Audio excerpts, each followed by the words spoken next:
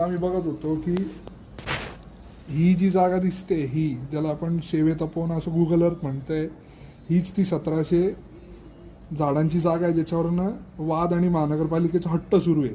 आणि त्याच्याच शेजारी इथे ह्या सगळ्या शेती आहेत, इथे आहेत पुढेपर्यंत आहे आणि इथे पण आहेत, म्हणजे तपोवनच्या ऑपोजिट साईडला. आणि त्यांचं म्हणणं आहे की हा राजमार्ग आहे, तर या राजमार्गालाच कनेक्टेड इथे पण जागा आहे.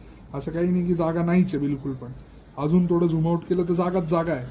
पण जो महानगरपालिकेने लावलेला जो हट्ट आहे की वृक्षप्रेम्यांच्या विरोधातच जायचं, हा हट्ट काही कामाचा नाही.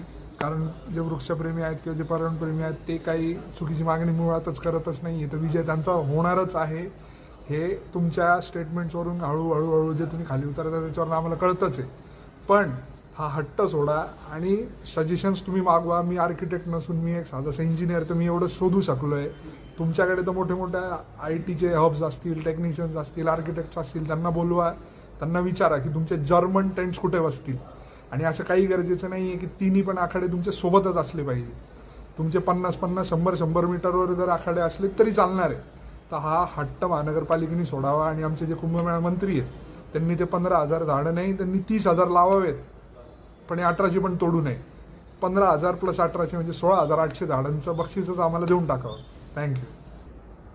आणि आमचे जे कुंभमेळा मंत्री आहेत आणि आमचे जे मुख्यमंत्री आहेत, सगळ्यांचे लाडके देवेंद्र भाऊ फडणवीस, त्यांना एक विनंतीच आहे आमची की कुंभमेळ्याचं पुण्य सगळे जसे स्नान करून करणार आहेत तसं तुम्ही स्नान न करता कसं करणार, तर तुम्ही या जंगलाला डीम फॉरेस्ट घोषित करून टाका. हे पुढचे 100 कुंभमेळ्यांचं पुण्य तुम्ही एकट्ठीच मिळून घ्याल. तर एवढं करा. आणि त्या तपोवनाच्या झाडांच्या मागे लागू नका. डीम फॉरेस्ट केलं तर तुम्ही त्याच्या मागे लागू शकणार नाही. आणि जे मोठे मोठे इंडस्ट्रियलिस्ट आहेत किंवा जे इन्व्हेस्टर्स आहेत त्यांच्या ती घशातही जागा जाणार नाही. तर याचा विचार करा आणि ते झाडं नका तोडू अशी आमची विनंती आहे. थँक्यू.